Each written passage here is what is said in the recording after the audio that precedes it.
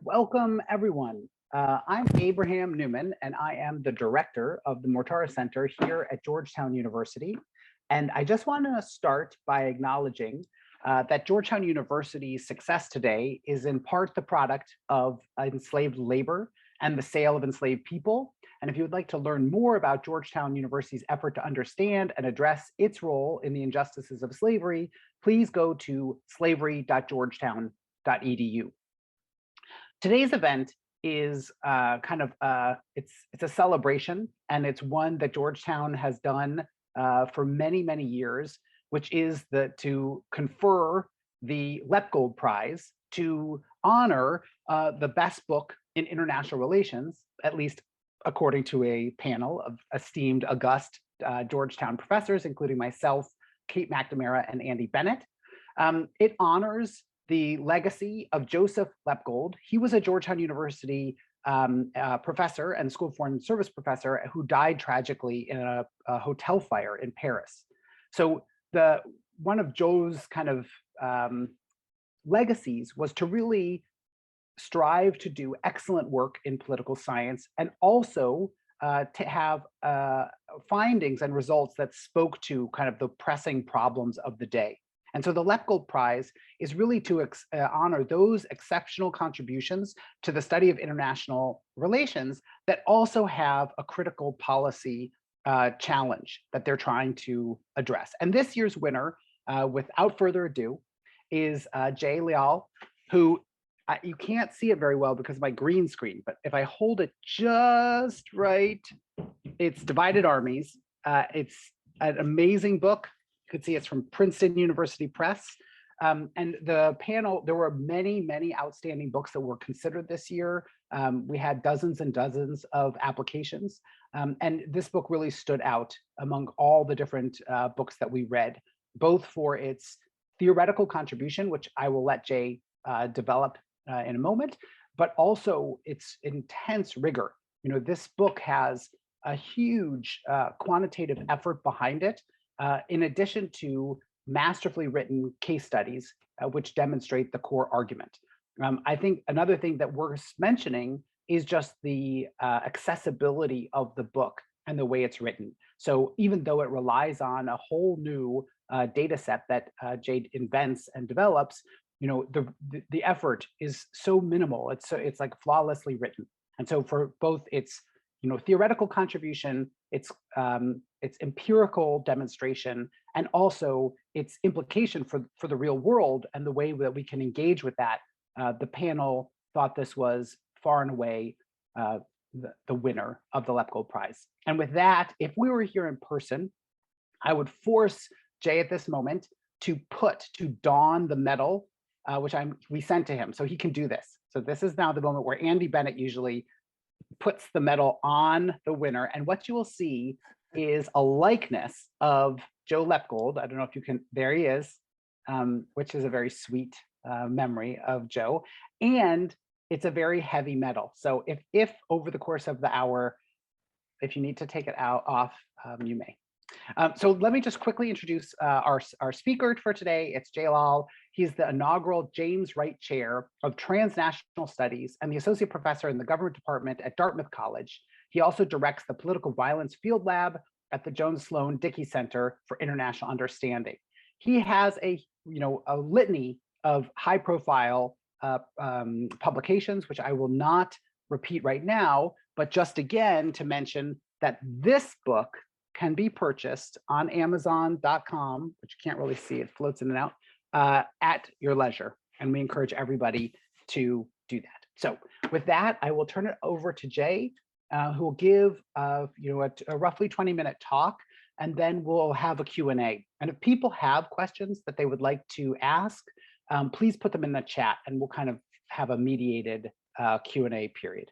Okay. Wonderful. Congratulations again. Maybe if we can all have virtual claps on the boxes, just to say how amazing this is. Okay, to you, Jay. Thank you, Abe, for the wonderful introduction. I feel like we should almost stop right now. That was the high note right there, and anything else I say is going to take away from the wonderful introduction. But I just want to extend my thanks to you and to the committee I know prize committees can be a thankless task in the middle of a pandemic, especially hard. And there were a lot of really great scholarship published in 2020. So I'm just really honored to have won this, and I'm not taking the medal off all day. In fact, I'm going to keep this and probably walk around my small town in Vermont with my medal on. So I really do appreciate it. And just on a personal note, you know, the book took about 9 years to write and to finally come out. And I would just recommend for any first time or other authors out there not to have it released the first month the pandemic hits. This is not an optimum strategy, but it's just really grateful to know that the book was read by such an august committee. So thank you for that. I've been given my marching orders to speak for 20 minutes on the book and to give you a sense of the argument, the evidence, and then a little bit of where we might go from here, sort of the intellectual, sort of theoretical implications, but also the policy relevant ones too. The book was not intended necessarily to be policy relevant.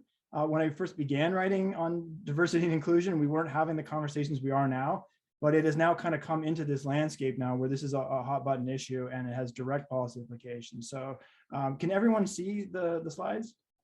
This popped up? Yeah, great. Okay, great. Thank you. So just very quickly, the book handles a very simple question, which is what explains battlefield performance in modern war. Modern war for me really begins around 1800 or so and moves forward. And we have a lot of theories, and there's been a pretty productive debate over the origins or the sources of effectiveness in battle. But I thought we were missing something. And it took me a long time to kind of get my hands around it, but I think we were missing sort of in some ways the human element of battle, the human element of armies and their demographics. In particular, I thought we were missing the inequality that can arise within the ranks of the soldiers along ethnic and racial lines and how this might play out. And here in particular, the answer to my question is that it's the pre-war inequality among the ethnic and racial groups that make up your army that dictates how well it fights. And really the bumper sticker version of the book is really that the higher your inequality inside your army on ethnic and racial lines, the worse it's going to do in battle. And you might be wondering, well, why start with ethnic and racial inequality? Why is that a good place to start? And it's in part because almost every army that has been fielded since 1800 has been multi-ethnic. We don't typically recognize this because we abstract away, right? We treat armies as if they're functionally equivalent, soldiers as if they were homogenous, but there's been very few mono-ethnic armies since 1800. And using some of the Project Mars data, the average number of ethnic groups in an army since 1800 has been 5. So almost every army has had to deal with diversity and inclusion. We didn't use that language for it, but have all had to experience and deal with groups within their ranks, and some who may not want to fight on behalf of the regime. So to try and demonstrate this argument, the book moves through 4 stages. I will absolutely not subject you to all 4 stages. What I've done is just taken little snippets of each piece or some of these pieces. There's a natural experiment, which begins the book, which starts out with the Mahdia in the 1880s and 1890s. And it shows very quickly what happens when you go from an inclusive army and does well on the battlefield to almost overnight to a highly exclusive, highly repressive regime that's punishing many of its ethnic groups inside its army, and it falls apart in some of the most spectacular battlefield defeats against the same opponent only 12 years later. Project Mars, as Abe mentioned, is part of the new quantitative effort to measure inequality, but also to look at different battlefield practices, and I'll show you some data from that. There's 3 paired historical comparisons that were drawn randomly from the broader Project Mars universe to give us a more, how to put this, non-Western base for our evidence, and to try and move away from sort of the canonical cases into things that are maybe more representative of battle, but are just less well known. And then some micro level comparisons to try and show how inequality works within armies, and using newly declassified data from the Soviet Eastern Front, and particularly the Battle of Moscow in 1941. And I'll show you a little bit of that as we go through. Now, you might be wondering just why is inequality so problematic? And you can tackle this on moral grounds. I do so on maybe on more pragmatic grounds and think through what inequality does to your army. And it has at least 4 corrosive effects. First, it throws away the diversity bonus. There's a lot of evidence to suggest that diverse teams are better at problem solving, less susceptible to groupthink, than more homogenous groups. So you throw away the diversity bonus if you're not engaging or including certain ethnic groups inside your military. It can lower the morale and combat motivation. If you're repressing or marginalizing certain ethnic groups, they're not going to want to fight on behalf of the regime. They're going to have grievances against it. They're going to have motive to try and escape military service rather than fight in defense of the nation that's repressing them. It can lower trust between ethnic groups. So if you have a favored group in your military and then you have non-favored groups, the trust is going to be lower between these groups. That's going to interdict information flows, slow them down between groups. Going to have less coordination. You're going to increase your vulnerability on the battlefield to surprise because you're not as responsive. The information's flowing slower. And then finally, it strengthens the co-ethnic bonds inside. So if your group is experiencing repression or marginalization by the state, you tend to turn inward and you build strong networks within. The trick is you don't use those networks to fight on behalf of the state. You use them to activate collective action against military authorities. So that facilitates escape. So state-imposed discrimination, state-imposed repression has these corrosive effects inside your army when you try and fight with these same groups that the state is repressing or marginalizing. Now, it's not that the commanders are suddenly surprised by this. They see the inequality in their ranks. And what they do is they try and limit the negative consequences of inequality by changing the shape of the military, right? They adopt policies designed to hold their soldiers in place. Sometimes they use violence against their own soldiers. Sometimes they use cumbersome logistics and recruitment tactics to try and keep these groups separated. All of them, though, impose a trade-off between cohesion and combat power. So as the army becomes more worried about holding itself together and dealing with this cohesion problem, it bleeds away its combat power. And it's going to make it more vulnerable on the battlefield and perform less well than an otherwise similar belligerent would if it had a better degree of inclusion in the ranks. So basically, just the empirical prediction we should expect is that as inequality increases in your army, the worse you're going to do. So how do we measure inequality and how do I think about it? For me, inequality is top-down, state-directed, and group-based. So it looks at the ethnic groups that make up your army. And really here I built, which is essentially a Gini coefficient for your army. And that's really what this military inequality coefficient is doing. It's just a language for measuring the inequality in your army before you start the war. And here you just need two pieces of information. You need to know what the demographics of your army are. So how much of the army is each ethnic group, and then how the state is treating each of those groups. And here you can have three different kinds of ways the state is treating you. It could be fully including you. So you're a full member of the political community, and that's a 0 in this formula here. You can be discriminated against. That's a 0.5. That could be economically, politically, or you're being violently repressed, and that's a 1. You interact the state treatment with the demographics and sum the totals, you just get an index between 0 and 1 of how unequal or how divided your army is. As you get closer to 1, your army becomes more unequal, more divided. 0 would be perfect equality. 1 is perfect inequality. We almost never see a 1.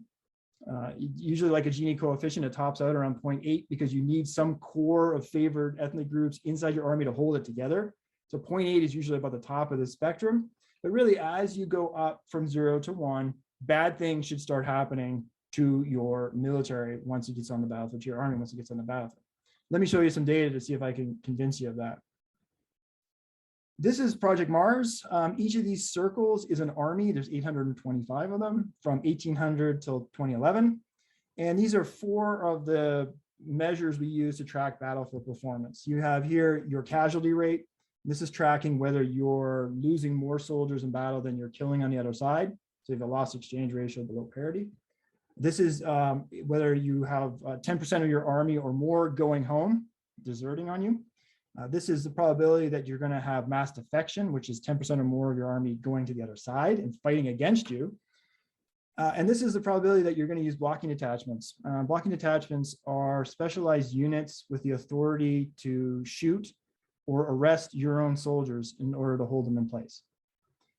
As you can see, as inequality creeps up in your army, the probability that these behaviors is going to occur increases. So you're going to have a greater likelihood of losing more casualties than you're inflicting, your army deserting, your army defecting, and your army having to use violence to hold your soldiers in place, which is actually quite a common occurrence, particularly in the 19th century. Now, you may be wondering, does this pattern hold over time? And what we can do is we can break this up and basically look and see what would happen if we turned your inequality from 0 all the way up to the highest value. How does it affect these different behaviors? And in every single instance, and in every single time period, from either 1800 to 1917, so like pre-modern, to modern war, 1918 following, so Biddle's characterization, 1918 and up, you see the negative effects of inequality. Right? In each time period, each measure, we're seeing pretty consistent patterns of sort of negative outcomes once your inequality tracks higher. Now, you might be wondering, well, is this simply a story of diversity? And the book has been misread in certain quarters by saying that if you add diversity, your army gets better. That's not what the book is actually saying. And so this is just isolating what diversity is doing for your army. You can actually see small, not huge effects, but the more diverse your army is, in some ways, the worse it's going to perform. Right? Why might that be? Well, there might be transaction costs, language issues, things like that. But what is driving this analysis is not the number of groups in your army, it's the level of inclusion. But this is really a story about the inclusion piece, not just the diversity piece. I've had some conversations with policymakers who have said, well, look, the US Army is incredibly diverse, we're okay. And it's like, well, hang on a sec, you've got one piece of the puzzle, that's the diversity, but the hard piece is the inclusion piece. So what's driving most of these findings is how the state is treating these groups, not just the simple fact of diversity. So this is really a story of diversity and inclusion, not just diversity. Some of the qualitative findings, I would love to bore you to death with some of the details of Kokand, which is one of my favorite cases of Central Asia that no one knows anything about. But what I did is I took Project Mars and then used matching to find pairs of cases that were very, very similar, but just had different levels of inequality. This is just portraying all of the cases in the book on a table. You can see the variety, everything from the Soviet Union and the DRC to Kokand, Ethiopia. They're kind of much more global kind of history. But you can see here again, as inequality increases, their battlefield performance drops. You see that negative line again. So the qualitative cases are picking up exactly the same pattern that we saw in the overall Project Mars data. Across time periods, these cases go from the 1860s to 2011. They go from high intensity Eastern Front in World War I, World War II, to pretty small colonial wars in Morocco, for example. So there's a whole variety and diversity of technologies in here, capabilities of the combatants, locations around the world, all of that's mixed up, but that same negative pattern is there in the qualitative cases as well. Okay, so let me just finish with a story. This is the Eastern Front, and this is the story of two rifle divisions, the 38th and the 108th Rifle Division, on the eve of Operation Typhoon, 1941, October 1941. These are two pretty battered rifle divisions at this point. They're, the Rasputitsa is about to kick in, so that's muddy, it's cold. These two divisions are side by side, about 6 kilometers apart. Same size in terms of soldiers, same equipment, facing the same German foe. They're under the same 16th Army headquarters. Everything's pretty much the same. They're standing there waiting for the Germans to attack. And yet the two have very different outcomes. So here they are. There's the 38th and here's the 108th. The 108th, we'll just start with them, begins a savage 2-week fighting retreat to try and get to those Soviet rear areas and escape German encirclement. They are mauled pretty badly. About 1/3 of the soldiers emerge in this rear area, and the Soviets, and about 3 days later, have reconstituted that unit and have put them back on the front lines to keep fighting outside Moscow. The 38th, same day, same starting position, is essentially crushed. And the Soviet High Command loses all contact with it sometime on October the 7th. And they're so desperate to find it that they're sending aircraft overhead to look down to try and find where the actual rifle division is. And a rifle division, just so you have a sense, standard at this time of war is about 12,000 to 14,000 soldiers. It's probably about 8,000 to 9,000 at the point when this begins, so it's under strength. They literally cannot find it. and it just disappears, just south here of Vyazma. About 3 weeks later, the colonel who was running the rifle division emerges in the rear area with a few of his men. And the Soviet NKVD grab him and say, "Where's your rifle division?" And he says, "I lost it. It's gone." So they put him on trial and they say, "Tell us what happened." He said, "My soldiers ran. They deserted, they defected, they fled. They didn't stand and fight. They threw their weapons away and I couldn't do anything." And the Soviet high command, being forgiving as they normally are at this time of the war, execute him for failure to anticipate that his soldiers would break. And so terrible is this defeat of the rifle division that the Soviets strike it from the roster. It's considered one of these ghost divisions that never occurred because the conduct was so bad that it is scrubbed from official histories. So what's the difference between the two? The 108th, which fought out, had a fairly high inequality score, but had a Russian core and then Ukrainians and Belarusians. The Russian core largely held. The Ukrainians and Belarusians mostly fled, although some stayed in. The 38th, which disintegrated, was 90% drawn from conscripts in the Northern Caucasus, Chechnya, Ingushetia, and did not want to be there. And the second the Germans hit, used that opportunity to flee. It actually has one of the highest inequality scores I've ever seen in an army, in a unit. It was 0.9.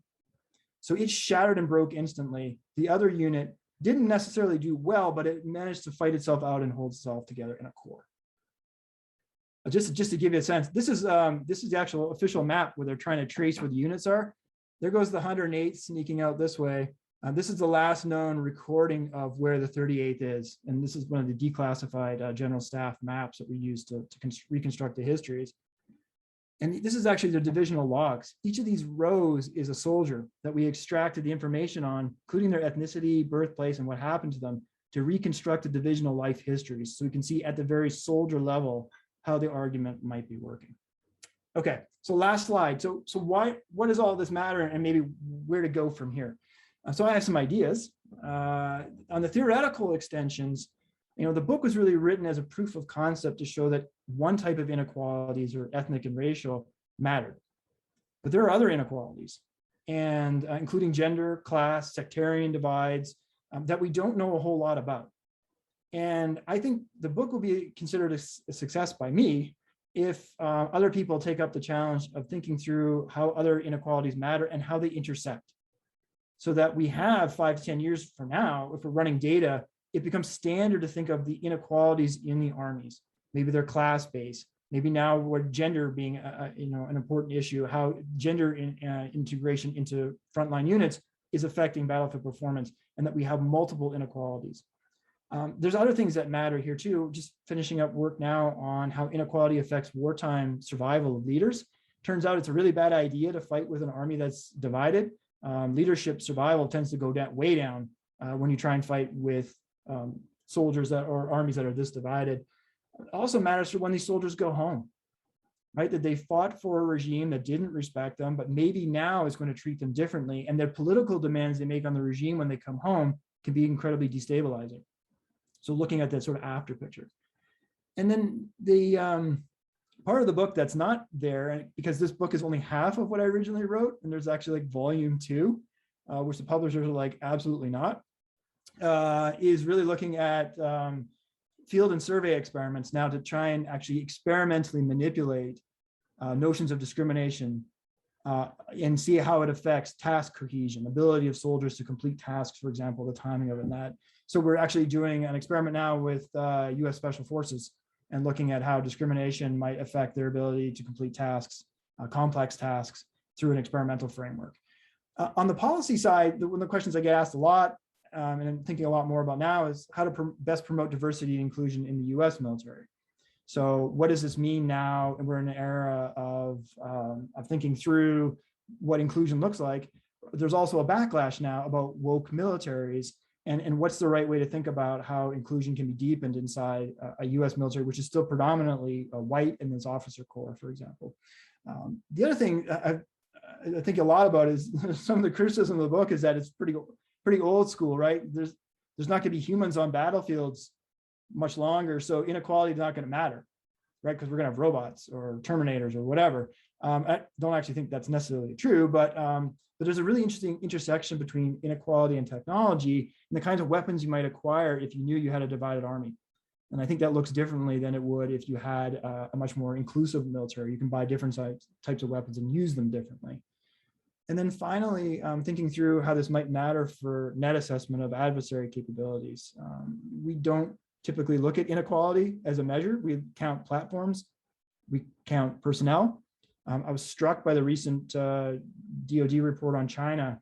And just doing a word count on it, there's like 100 references to the Navy, to naval vessels. There's 60 to aircraft, and about 65 or 70 to artificial intelligence.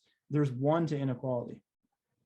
And I think this is a big blind spot in how we think about combat capabilities. And I think it's still a sort of blind spot in the intelligence community, sort of thinking through how we might assess adversaries, not just states, but also insurgent and terrorist organizations too, and how this inequality might play out inside those ranks. So that's my 20 minutes. I really appreciate, again, the award and everyone's time. And it's great to see so many familiar faces on the Zoom feed. So I will stop talking and take questions, I guess. Awesome. Thanks again, Jay. I just want to emphasize again what a tour de force the book is in terms of both its theoretical argument, but also its demonstration. I mean, as Jay mentioned, there are natural experiments, there's survey work, it's quite impressive. And so I want to compliment you again and tell you how amazing this book is to everybody in the audience. So I have a bunch of questions just to kind of get the conversation started.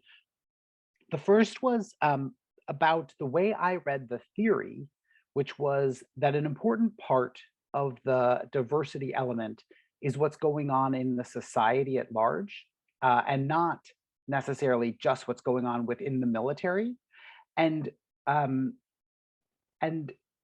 think that there are a lot of reasons why governments promote or do not think about diversity as their goal, because they're trying to think about inclusion in a different way, which is the inclusion of different minority groups in their governments.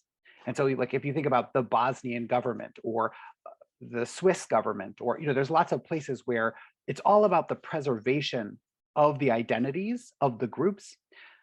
And I'm just wondering how you think about this tension between where inclusion can promote ethnic differences in the society, which, it's an inclusive strategy to say, well, we want this type of, ethnic group represented, but it can also then undermine this kind of equality or the way I read your story was, it's about commitment to the unit over commitment to your ethnicity. So when the war happens, you feel committed to your commander rather than committed to your ethnic identity.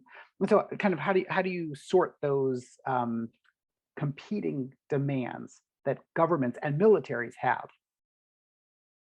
Yeah, so great question, and you're right. So I don't view the military as a sort of hermetically sealed entity. It really is the societal and really the government's pre-war treatment of the groups that they then bring in to the military itself. It's so really society and the government are playing a really key role in setting these identities. And I don't want to say that your inequality is your destiny, but it is very, very hard to budge once this is baked in. And see in some of the cases in the book, you'll see armies trying to, in some ways, become more inclusive on the fly under combat conditions, which is very, very hard to do for several reasons. One is that the credibility of those pledges to be more inclusive isn't particularly high at that moment. So you're right. So states can do lots of different things to promote inclusion. And I think right now, the way the quantitative side of the book is really quite crude, right? It really just says there is inclusion, but there's multiple pathways to inclusion, and they may have different effects. And there could be genuine, meaningful inclusion, which is kind of what I mean by this concept, but there also could be just tokenism, right? And so, and that's not necessarily meaningful in any real substantive sense. And so, like, for example, China right now today has Tibetan officers in its ranks. It has Uyghurs in its ranks, which is shocking. And particularly in the officer corps. Now, but would you say is China being inclusive towards it? No, absolutely not. So they're being used as these kind of figureheads as a way of trying to split an ethnic movement and try and win some people over to the regime side. So I don't want to suggest that regimes are sort of Pollyannish about their inclusion. There could be deep-seated motives behind why they're going to do this. But I do think it's right to say that a lot of the inequalities, the negative consequences are baked in before you go to battle, and that the armies and the governments to try and adjust on the fly, it usually just doesn't work. And so that there's better paths to inclusion than others. And but once you've chosen one, it's very, very hard to kind of get off of that. So, in opposed to like Huntington, who really sees the military as its own entity, I see it as shot through with society. And that people are really importing their identities in from society, and that the militaries have limited ability to overwrite those pre-existing identities. Before we go on, Jay, would you mind stop screen sharing? That way we'll get you front and center in our. Yes, absolutely. Yeah, no problem. Sorry about okay. So Dan Byman has a question, which is about whether the nature of the war can trigger the divisions that you're talking about. So I think the question is whether the war itself is shaping your argument. And so you can imagine, based on who are the belligerents involved, what are the ethnicities of those that are engaged in, how does that factor into this type of a story? Yeah, that's a great question. And so in the quantitative portions, it doesn't, because all the measurement is pre-war. And so so you try and separate out the inequality from the wartime dynamics. Once the war gets going, though, and you see this in the case studies, clever opponents will try and play on these ethnic and racial tensions, either in propaganda, right, and try and say, like, why are you fighting on behalf of this regime that's repressing you, and try and deepen those divisions. They'll often try and target the blocking units or the surveillance mechanism to create escape routes. So they basically say, like, we're not going to target you guys over here. That's your cue to flee. The United States actually did this in Iraq with leaflets that they dumped in cell phone calls in 2003 to try and get many of the Iraqi generals to flip. So I wouldn't say that the inequalities are created by wartime dynamics, but they are certainly manipulated. They're played upon by opponents, and they can be exacerbated. The one thing I would just say, though, is it cuts the other way too. In several of the case studies, the adversaries knew that the other side was riddled with all of these kinds of problems, and yet failed to take advantage of them. And this was the case partly by the Italians against the Turks in Libya in 1911. They, which I realize is not the case on the forefront of everybody's minds, but the Italians came through and knew that there was some serious divisions inside the Turkish army, and yet used just absolutely barbaric practices towards the civilian population, which closed up some of those gaps. And they said, well, I don't like these Turks. I don't like fighting for them, but they're repressing our people. So let's get rid of the Italians first, and then we'll settle this later.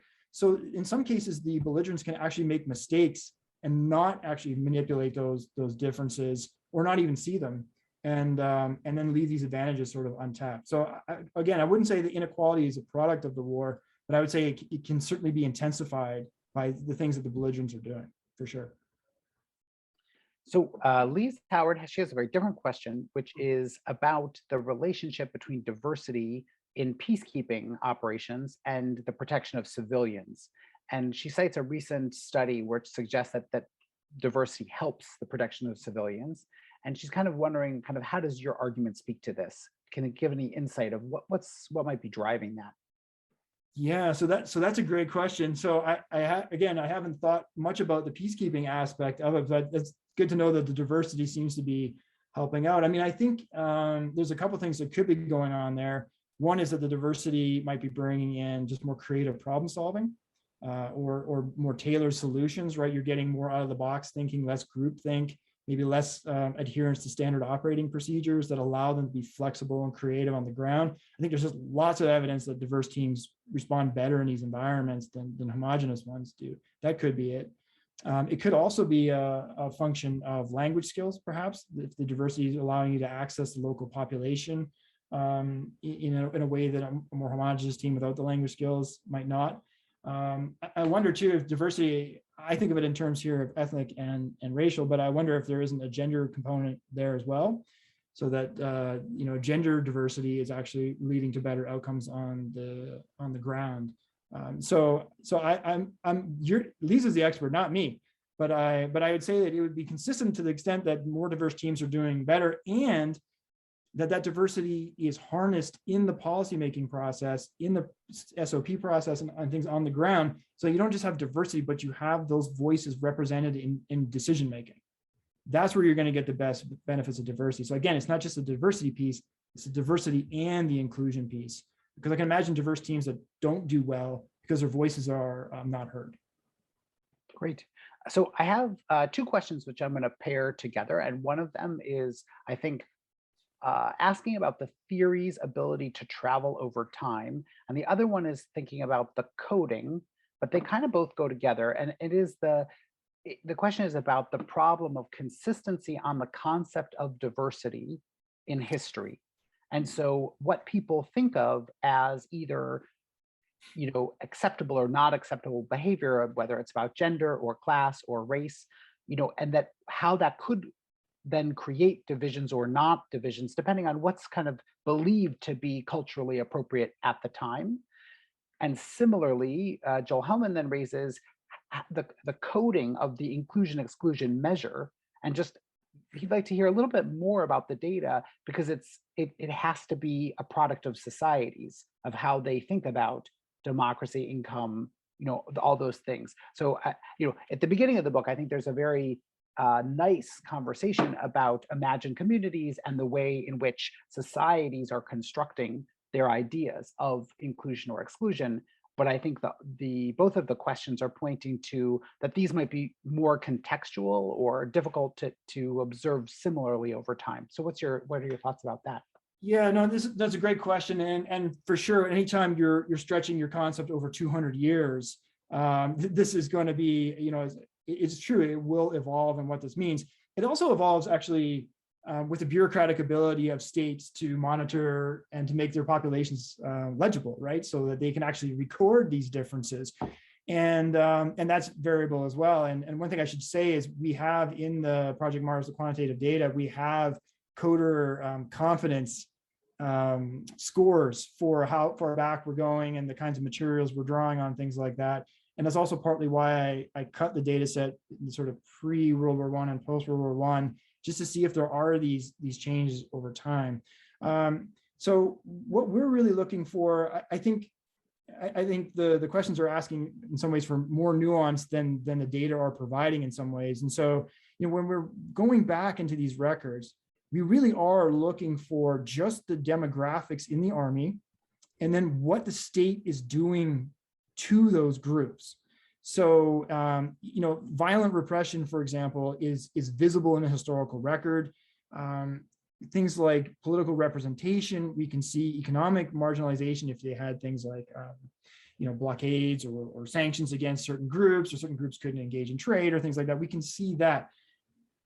The deeper questions of what does it mean to be included, and are you a full citizen, and things like that, particularly in non-democratic states, is much harder to track.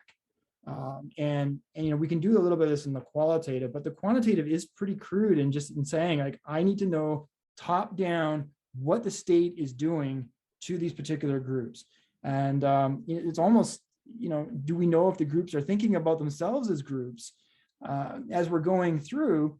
It's really what the state is doing and making these groups, rather than how the groups themselves interpret what is happening to them. So I think the nuance is not going to be there in the large N. The nuance is going to be there a bit more in the qualitative cases. But yeah, this is always a problem in going, 200 years and that big. It is quite a crude kind of first cut approximation of inequality, for sure. So there are also two questions, Laya Basals and Joshua Goodman. They have, I think, related question, which is about the case where you have militaries that are relatively homogenous, but in societies that are unequal, and where the military is in part, its responsibility is to repress excluded groups from the military. so that the military is sorting in a way because it wants to prevent diversity because its job will be in part to, you know, undermine diversity. So, how do you think about the effectiveness of armies in those situations where the sorting has happened in the construction of the military itself? Yeah. So in those instances, they would come through. I mean, if we'd have to see what the sorting looked like in these particular cases, but if they were groups that were from the favored ruling groups, ethnic group, or whatever it is, then we would expect them to fight quite well, right? They would be able to block out the some of the negative consequences of inequality. Would they fight as well as they might have if they'd been diverse and inclusive? Probably not. So they are leaving some of the advantage of diversity on the table because they're not going to fully harness society. But if the regime has built a machine to essentially punish its own population, I mean, there's other reasons why that might not perform well in battle against an opponent. But you do see sometimes armies or states, really the leaders, trying to craft a more, I don't know, reliable army. And so in those cases, if they've managed to clip out all the problematic elements, you would expect it to do fairly well. So the last question in the chat, I think, is probably on. This was what was on my mind. It's interesting when you were cueing, the policy relevance of your book. I think you were thinking about Black Lives Matter and white extremism. That version of the policy, which I'm going to ask you a question about that too. But the last question in the chat is really about Afghanistan and the failure of a diverse army, the U.S. Army, potentially, and the success of, the Taliban army. And I think there's both that story, but I think it's also a question about state building, especially foreign state building, and how the U.S. military thinks about building other militaries. Because at least I think one of the it's like hearts and minds. The hearts and minds campaigns that are often used rely on local warlords or, to get the support that we need kind of argument. So anyway, I was just thinking, what do you make of your argument as transposed to both the battlefield performance that happened in Afghanistan, but also maybe more largely how the US military thinks about constructing armies in other places, and what could they learn from your work about how they might need to do that? Holy smokes. So we got 15 minutes, right? Yes. Okay. Yeah. Good. Yeah. You got to get to it. Got it. Yeah, no. So, well, I'm actually really grateful for the question because the book began in Afghanistan. And the real sort of spark, authors always have like origin stories and they're all neat and tidy. And like mine is not. Mine's like most of my work is just like inductive and I find a puzzle and I stumble over it and I'm like, that's weird. And so the book really came out of my very first trip to Afghanistan was in summer of 2009. And I was watching the creation of the Afghan army. I was stationed or living on a base that was co-located with an Afghan Kandak. That was a battalion that was being stood up. And it was amazing to go to headquarters in downtown Kabul and watch all the briefings about how the Afghan army was a school of the nation. They were building a better Afghan, transcending ethnic and tribal ties. And this is going to be the American exit strategy and the whole thing. And this many Humvees had been sent and this many patrols have been done and it was great. And the numbers were going up. And then I would go back at night and live on where I was living near the Afghan base, would go on the Afghan base and you would see corruption like you've never seen, sexual abuse in the ranks, barrack riots, fights, all broken along tribal or ethnic lines inside this new unit. And I was like, there is no way this thing is going to stand up. And if you try, it's going to desert. It's going to break. It's just, there's no cohesion to it. And when I came back, I actually started looking at the literature and saying, what does our literature say about diversity? And I didn't have the language at the time, but looking at ethnic diversity. And so Afghanistan sort of started the whole thing and ironically never made it into the book. So I would characterize the story as the three armies. I would say the Afghan army was pretty diverse, but not at all inclusive, and had enormous problems because it had not managed to build an inclusive government, frankly. and really since about 2014 was falling apart on the inside along tribal and ethnic lines. At the same time as the fighting the Taliban, which we normally associate as being a mono-ethnic Pashtun-based movement, but it was not. The Taliban themselves were becoming more ethnically inclusive right around 2014 and beginning to incorporate a lot more non-Pashtuns. So as the Afghan army is becoming incredibly exclusive, incredibly violent, and no one agreeing internally, and no one agreeing on what the status hierarchy should be, so every group felt marginalized. The Taliban were opening up, and this is the thing I think we've completely missed about the story about the fall of the Afghan army, is the Taliban political strategy, right, was far superior to anything that the Afghan army itself was doing. I mean, they were pulling their recruits out. They were flipping the north from the Tajiks who were thought themselves underrepresented in the military because Ashraf Ghani was sacking all the Tajik generals. So basically it's a story of the United States with very little leverage in the setting anymore, really, again, 2014, 2015, just falling away. So the diversity and inclusion doesn't matter a whole lot because it's not on the ground, right? The US assets are air power for the most part. And then you've got an Afghan army that is ramshackle, that's totally discriminatory on the inside. No one agrees on status hierarchy. Everybody hates each other, fighting a Taliban that's broadening out its movement as it's fighting and taking new territory. So I would see this as the Taliban, ironically, becoming a more inclusive element than the wildly narrow version of the Afghan national security forces that fight at the end. So I actually think it works. The Americans are sort of peripheral in the story, I think, really after the surge, to be honest. But that might be right. So I think the diversity and inclusion doesn't matter huge for that back part of the war, but I think it really matters for explaining the Afghan army and for the Taliban. And if you think that's an interesting argument, that's going to be a chapter in the Afghan book I'm writing right now. So, but I think it has a lot to do with for state building and army building. I think the United States really does not know how to handle diversity and inclusion and building those in foreign armies, right? So we've seen two spectacular failures in Iraq and Afghanistan of armies that have spent billions and billions to train up, but fell apart internally, right? And actually defected, in some cases, defected to the other side. And so getting this piece right is going to be key for building foreign armies. It's not about the technology we're shipping over or the money or things with the training. It's how you build the army and its army's relationship to the society and to the government, which are really hard things to do. So I did want to now flip it back to the US case and its implications.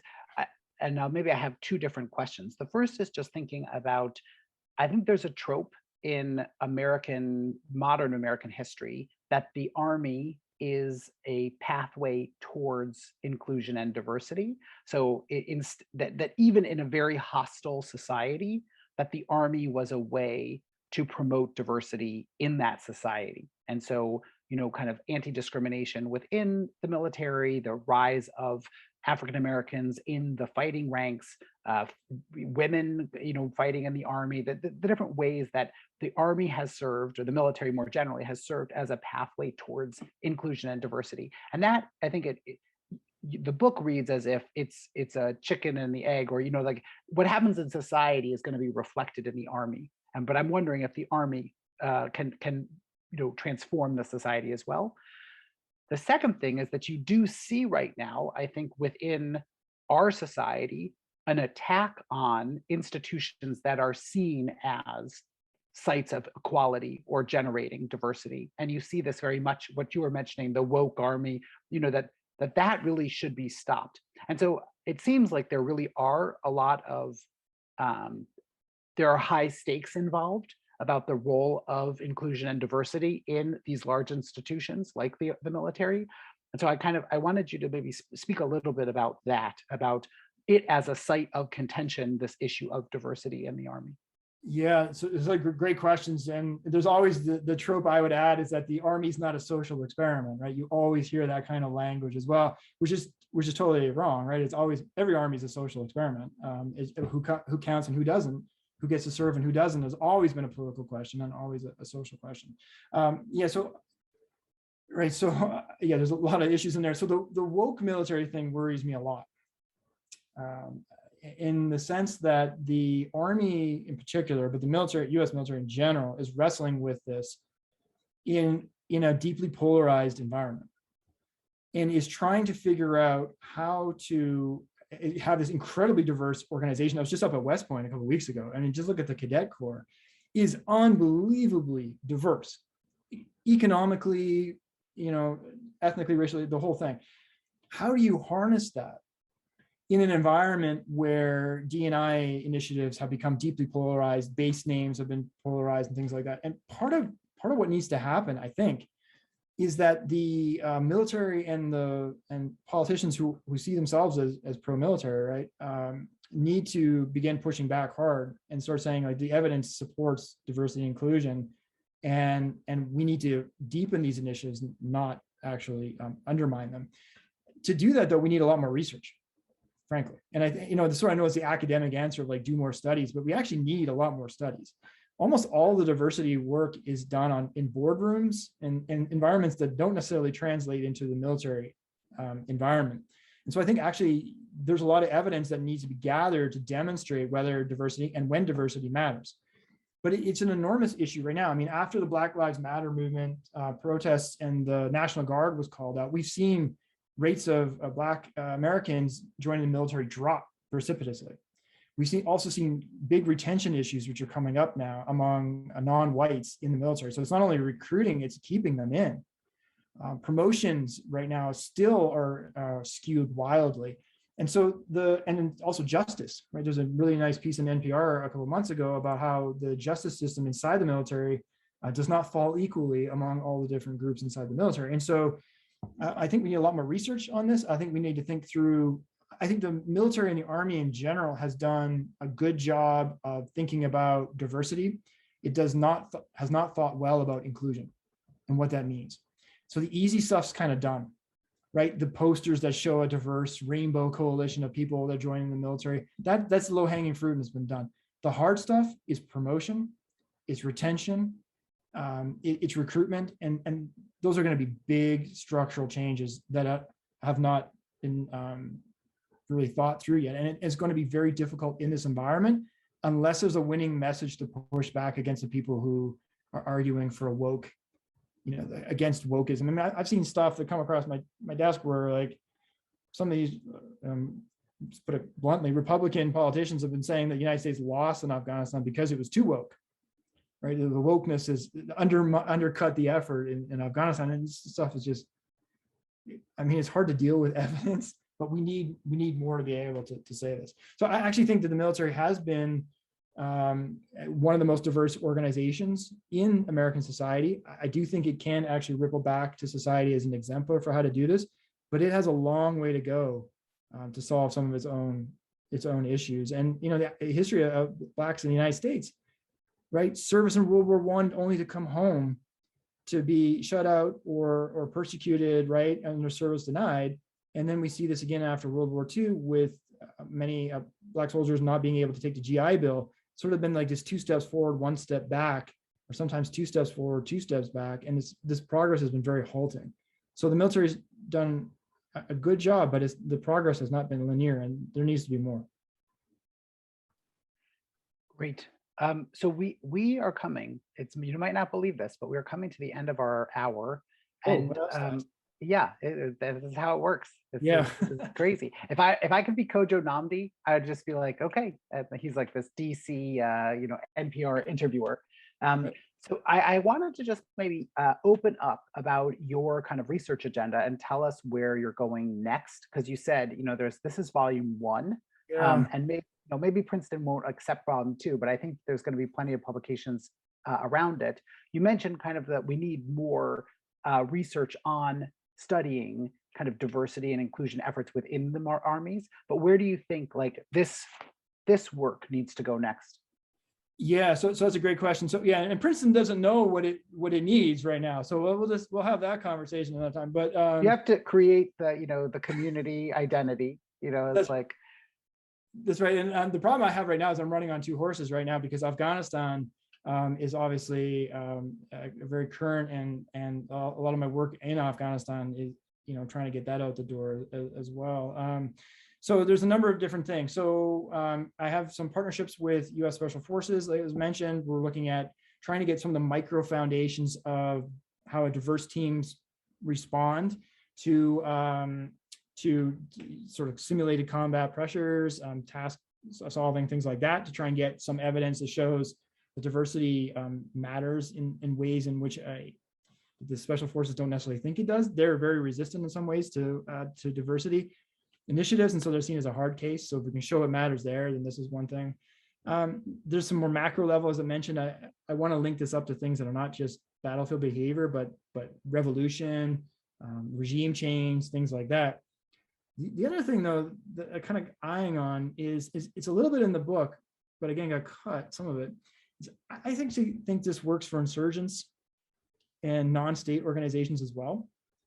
And I'm really coming around to this argument that's starting to be made that we've unnecessarily siloed our arguments between armies and states, and then insurgents and non-states, and that there's a lot of crossover up in between. So, for example, I'm writing a paper now on how inequality affects alliance dynamics in insurgent organizations and in armies, regular sort of conventional armies. And I think inequality is one of these things that allows us to bridge across, so that we have more of a political violence field rather than sort of I do civil wars or I do state-based violence.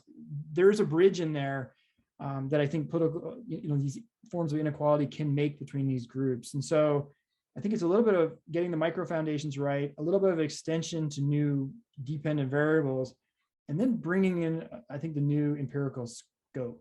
Really trying to talk to, I have one foot in the Civil War camp and one foot in the interstate war camp, and I'd like to just be in both camps at the same time. And I think that there's a bridge here that could be built, and it's hard work, and they're not exactly analogs, but I think there's a lot more overlap than we think. So those are kind of the places where I'm going. But I know this is being recorded, so I should say to my editor, Princeton, that yes, I am still working very hard on my book on Afghanistan. I haven't forgotten, and I'm not going to go off and do 9 other things. Well, we won't report you back to the Princeton editorialship, but we just want to say once again, congratulations to Jay for this amazing book, which is green screened on my green screen. It's an amazing effort. I really recommend it to everybody. I know Joe would think that this is like exactly the kind of work that he was working on and really privileged. And it's an exceptional example of rigorous, theoretical, empirical, and policy relevant writing that I think will have a huge impact on the field for decades. So thanks again, Jay. And I hope thanks again for everybody for joining us. Also, I want to say that Jay's going to be visiting Georgetown physically in the spring to do like a more guitars, like a workshop style paper. So we just thought that would be better for COVID. Then people can meet in a smaller environment for that. So thanks again. And we will be looking forward to all the future work. Thank you. And thank you everyone for coming. I really do appreciate it. Stay safe.